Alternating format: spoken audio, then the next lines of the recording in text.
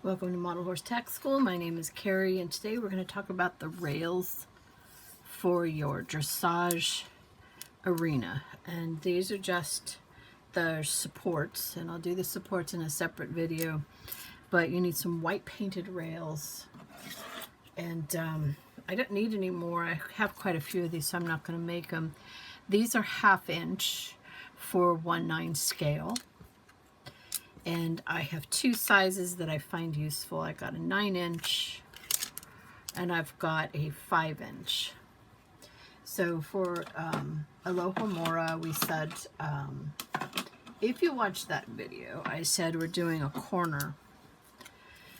And so I would probably need something like that. And then she would be in here. So let's see if we've got...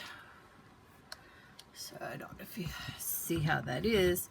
She would be doing the corner. Wish I had a way to lift my camera up higher. So I will need, so that's what I would need. I don't need a lot of fence. I could do 2 of these of the 9 inch. But you don't need a lot of rail because we're only doing like a snapshot. I don't need the whole arena. I just need a couple of rails to kind of mark out where she is. As if you were watching it live and you took a picture, right? You're not going to take a picture of the whole arena. You're going to take a close-up shot of the horse executing that particular exercise. Okay, so they're basically just balsa wood, and I've painted them white. And that's about all you need to know at this point.